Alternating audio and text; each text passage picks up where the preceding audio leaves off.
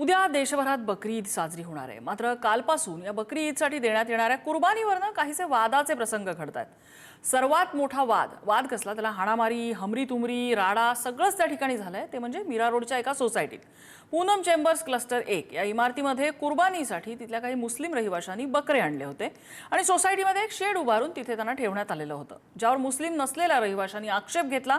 या वादात त्यानंतर विश्व हिंदू परिषद, बजरंग दल या सगळ्यांनी उडी घेतली आणि वाद आणखीन तापला। बकरे हटवायला रहिवाशांनी नकार दिल्यानंतर इथे हिंदुत्ववाद्यांनी डुक्कर आणायचा प्रयत्न केला। अखेर पोलिसांनी हस्तक्षेप केला, इथले बकरे वेगळ्या ठिकाणी हलवले। आज मुंबईमध्ये अशाच घटनांचा पुन्हा घडतायत। घाटकोपर, गोरेगाव, पुन्हा एकदा मीरा रोडमधल्या आणखी एका सोसायटीत हाच प्रकार घडलेला आहे आणि या सोसायट्यांमधून बांधण्यात आलेले बकरे पालिकेनं या ठिकाणावरून हलवले आहेत, दुसऱ्या ठिकाणी ठेवलेले आहेत। पुण्यात सुद्धा काही घडामोडी घडतायत। हे सगळं पाहता प्रश्न असा उभा राहतोय की बकऱ्यांची कुर्बानी द्या, पण सोसायटीत कशासाठी? अशा प्रकारे खासगी सोसायटीत हे करता येतं का? हे प्रकार होत असलेले पालिका प्रशासनाला कळत नाहीत का? वाद आणि राडे होईपर्यंत प्रशासन या संदर्भात वाट का पाहतं? या सगळ्याच विषयी आपल्याला चर्चा करायची आहे।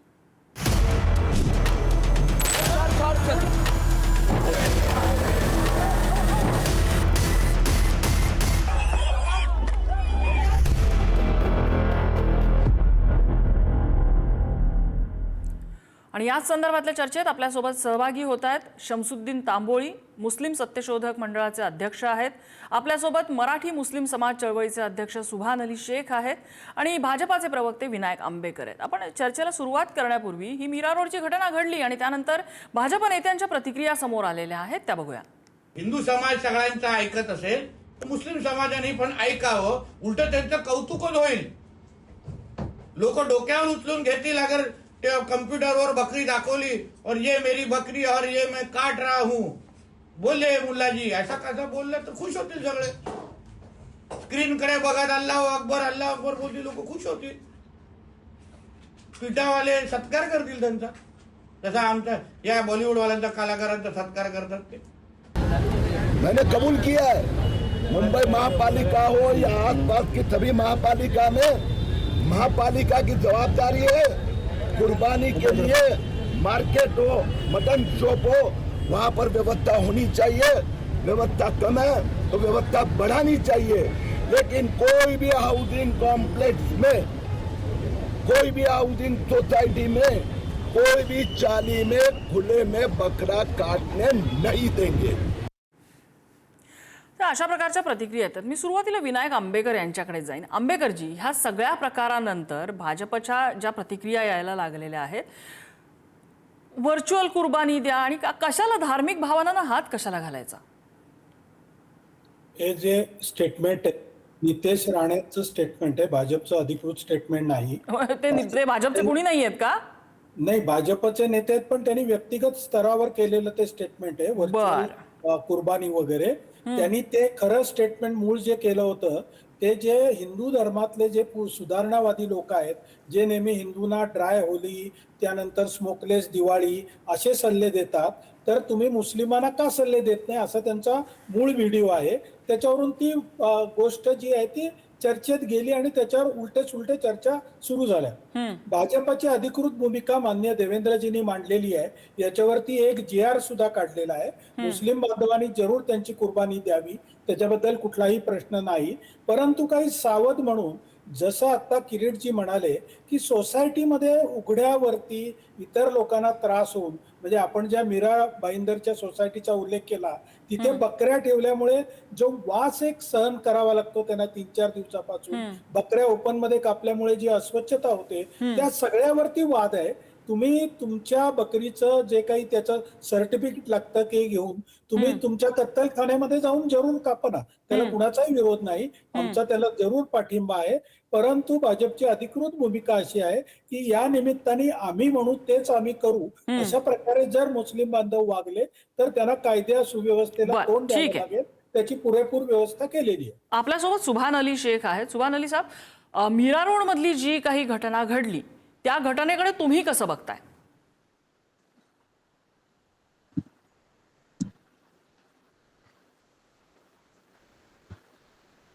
सुभान अलीजी, माझा आवाज येतोय तुम्हाला?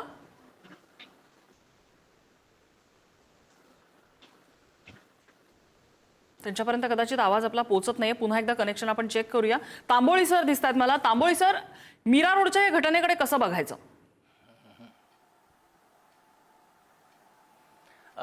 मीरा रोडची झालेली ही घटना जी आहे निश्चितच लाजिरवाण्या स्वरूपाची आहे. आपल्या समाजाला शांतता, सुव्यवस्था, पर्यावरण आणि याचबरोबर एकमेकांचं आदर करणं याची गरज आहे. कायदा हा कोणी हातात घ्यायला नको असतो, परंतु अशा सोसायट्यांच्या मध्ये कुर्बानी करणं, एकमेकांच्या भावना दुखवणं हे मुळातच वाईट आहे. परंतु ज्या पद्धतीने एकूण वातावरण तापवण्यात येत आहे, म्हणजे ईद सुरू व्हायच्या अगोदरपासूनच ही वक्तव्य करण्यात येत आहेत.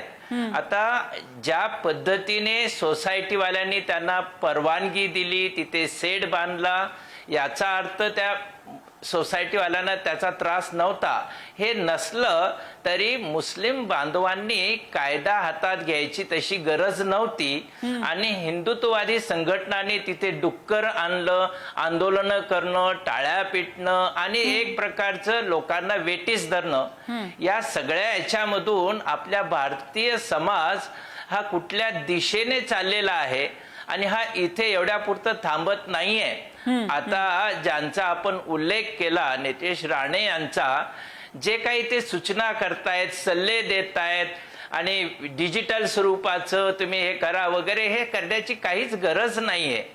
आणि जे अधिकृत कत्तलखाने आहेत तिथे जावं, कुर्बानी करावं, याला कुणाचा विरोध सुद्धा असण्याचं कारण नाहीये. परंतु आजच्या काळामध्ये हिंदुत्ववादी संघटना ज्या पद्धतीने आक्रमक झालेल्या आहेत आणि मुस्लिम समाजाला एका अर्थाने वेटीस धरण्याचं चाललं आहे, हे अत्यंत दुर्दैवी आहे असंच म्हणायला पाहिजे.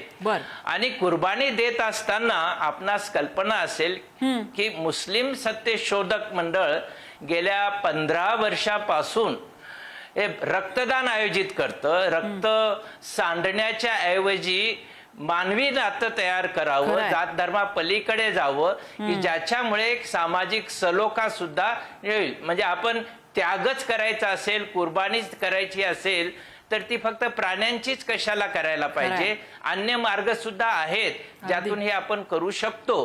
पण आता आपण पाहिलं की पुण्यामध्ये महानगरपालिकेने असा एक GR काढलेला आहे की सारसबाग आता 2 दिवस उद्या आणि परवा बंद ठेवण्यात येणार आहे. आणि त्याचं कारण सुद्धा जे दाखवण्यात येतं की बकरी ईद आहे वगैरे वगैरे, या ज्या महिला असतात बासी ईदला, मग ती रमजान ईद असेल किंवा बकरी ईद असेल, की एक श्रम परिहार म्हणून, विरंगुळा म्हणून अशा बागेमध्ये जात असतात, बसत असतात, आनंद घेत असतात. तिथे काही ते मांसाहार करायला जात नाहीत, परंतु तिथे सुद्धा त्यांचे डबे तपासणं, त्यांना आतमध्ये येण्यासाठी प्रवेश बंद करणं वगैरे वगैरे, या ज्या गोष्टी चाललेल्या आहेत, हा धार्मिक तणाव वाढवण्याचा हा प्रकार आहे की ज्याच्यामुळे आपल्या सामाजिक एकता असेल, सलोखा असेल, कायदा असेल, या सर्वांनाच आपण वेटीस धरत आहोत. तुम्ही असं सजेस्ट करताय का की जो रॅडिकॅलिझम सध्या समाजामध्ये आहे, जी कर्मठता सध्या समाजात आहे, मुस्लिम समाजाकडून त्या कर्मठतेला तशाच कर्मठ भाषेमध्ये उत्तर देण्याचा हा प्रयत्न आहे,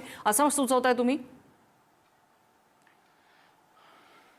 नाही, मी तसं अलीकडच्या काळात तरी माझ्या असं लक्षात आलेलं आहे की मुस्लिम समाजाला उचकवण्याचे, भडकवण्याचे, प्रक्षोभ निर्माण करण्याचे प्रयत्न हिंदुत्ववाद्यांच्याकडून जास्त प्रमाणात होताना दिसत आहेत.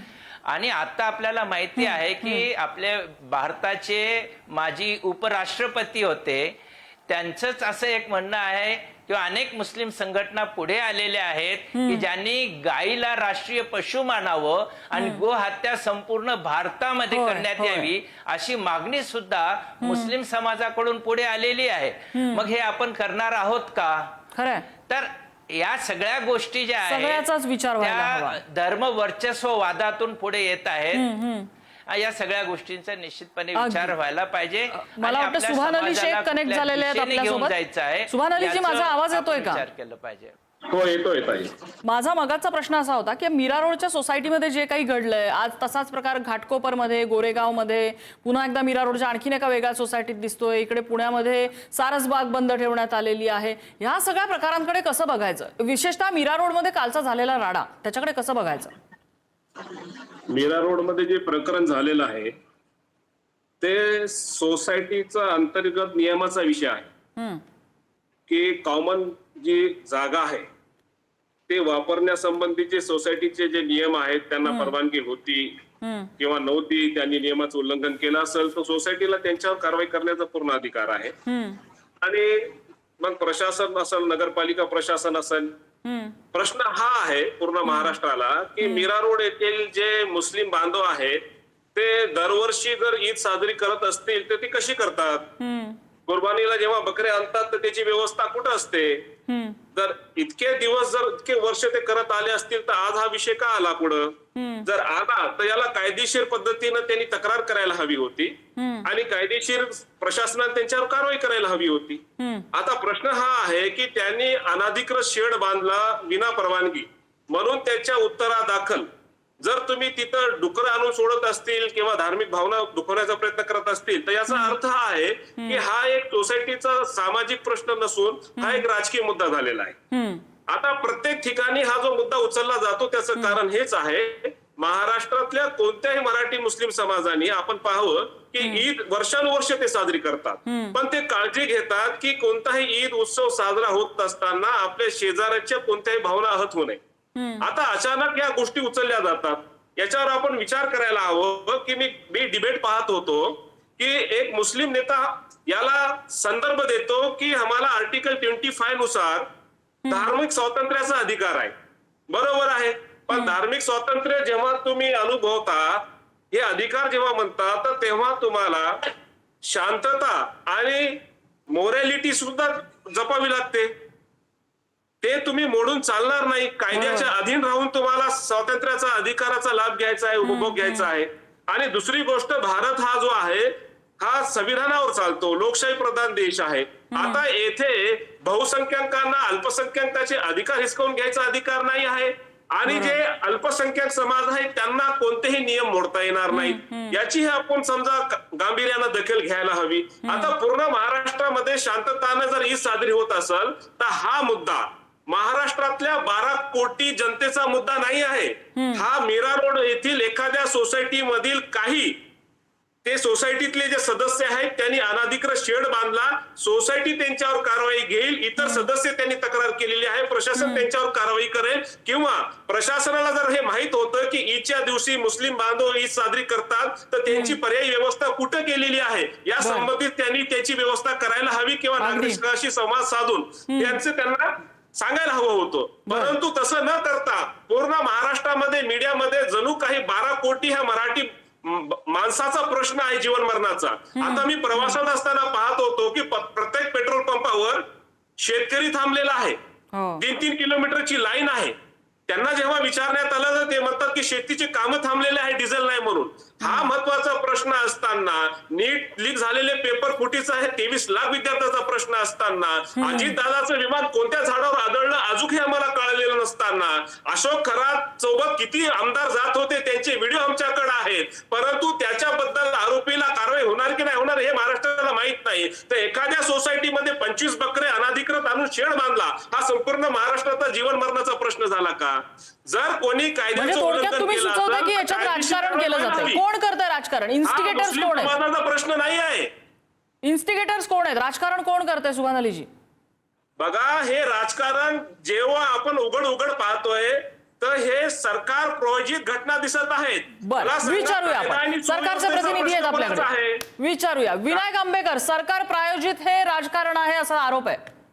कायदा सुव्यवस्था ही कोणाच्या अगदी तुमचा प्रश्न अगदी उघड आहे. आपण विचारलंय त्यांना, उत्तर घेऊया आपण त्यांच्याकडे. कारवाई व्हायला हवी. याचं राजकारण कशाला? मला सांगा, अनाधिकृत बकऱ्याचं शेड बांधणं याला उत्तर त्याचे डुकर आणून सोडणं होऊ शकते का? आपण विचारूया. सरकारचे प्रतिनिधी आहेत आपल्यासोबत, आपण त्यांना विचारूया. विनायक आंबेकर, बोला. हिंदुत्ववादी संघटना तिथे येऊन काही प्रयोग करण्याचा प्रयत्न केला, तसंच मुस्लिमांमधले जे काही अतिरेकीवादी विचाराचे लोक आहेत ते सुद्धा वातावरण बिघडवत आहेत आणि प्रत्येक वेळेला आम्ही रस्त्यावरच नमाज पडणार, आम्ही सोसायटीमध्ये ओपन जागीच आम्ही कुर्बानी देणार, अशा प्रकारची भूमिका काही विशिष्ट व्यक्ती मुस्लिम समाजातल्या घेतात. सगळा मुस्लिम समाजावरती माझा आरोप नाही, तसं सगळ्या हिंदू समाजावरती त्यांनी आरोप करू नये.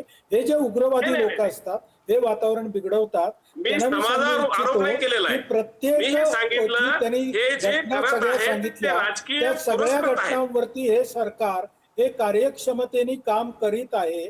आपल्याला माहिती असेल तर कांदा आंबेकरजी ते म्हणतायत की हा समाजावर आरोप नाहीये, हे जे प्रकरण घडलं विशेषतः मीरा रोडचं हे राजकीय पुरस्कृत आहे असं त्यांचं म्हणणं आहे. अजिबात नाही, राजकीय पुरस्कृत नाही. काही हिंदुत्ववादी संघटना तिथे नंतर घेऊन जाऊन आंदोलन त्या करण्याचा काय अर्थ सोसायटीच्या होतो? चेअरमनचं म्हणणं असं आहे की इथे आमच्याकडे कुठले प्राणी पाळावे, कुठले इथे आणून बांधावे, याविषयी सोसायटीने 3 वर्षापासून नियम केलेला आहे. कारण 3 वर्षापूर्वी ही घटना बरोबर. पहिल्यांदा झाली होती. अगदी बरोबर. ते नियम तोडून काही मुस्लिम बांधवांनी आग्रह धरला म्हणून हा प्रश्न तयार झाला. पण पोलीस प्रशासन अतिशय तत्पर आहे. 3 दिवसापूर्वीपासून तिथे पोलीस तळ ठोकून आहेत. बरोबर. तिथे कुठलीही वेगळी घटना घडणार नाही याची मी तुम्हाला अगदी guarantee देतो. इथपर्यंत सगळं बरोबर होतं. मग तिथे विश्व हिंदू परिषद कुठून आले, मग तिथे बजरंग दल कुठून आले, मग तिथे त्यांची किरीट गरज काय सोमय्या होती? का गेले? पोलिसांच्या आधी तिथे किरीट सोमय्या जर पोहोचलेले असतील तर हा राजकीय पुरस्कृत असल्याचा जो आरोप आता सुभान अली करतायत तो त्या आरोपाकडे का बघू नये आपण आंबेकरजी? पोलिसांच्या आधी किरीट सोमय्याजी पोहोचले नाहीत, पोलीस आधी पोहोचले होते. मी पुन्हा एकदा सांगतो, 3 दिवसापूर्वी पोलीस तिथे तळ ठोकून बसले. त्याआधी त्यांनी मीटिंग घेतली. तिथे किरीट सोमय्याने जायची गरज होती का? नाही, ते किरीट सोमय्यानी कुठे जावं हा काही कोणी ठरवू शकत नाही. जसं हे मुस्लिम नेत्यांनी कुठे जावं आपण ठरवू शकत नाही, तसं तो रूल सगळ्यांना आहे. कारण आपल्याला ठीक आहे. आचार विचार कोणत्याही स्वातंत्र्य आहे. नेत्याने पण जायची तरी गरज सुद्धा आता नाही. 144 प्रशासन याला हाताळण्यास इथे सक्षम आवश्यक आहे. इथे लावलेलं आहे. पुण्यामध्ये तुमच्या माहितीसाठी 144 कलम लागू केलेला आहे. 10 दिवस संचारबंदी आहे, म्हणजे एकत्र येण्याला बंदी आहे. असं सगळीकडे जिथे आवश्यक आहे तिथे पोलीस प्रशासन कारवाई करत आहे त्यांच्याप्रमाणे. बर तांबोळे सर, हे प्रकरण इतक्या साध्या चष्म्यातनं आपल्याला बघता येईल का? नाही असं पाहता येणार नाही. कारण हे वस्तुस्थिती आहे. आता मगाशी आंबेकर म्हणाले की मुस्लिम समाजातले काही अतिरेकी हे सर्वत्रच आहेत.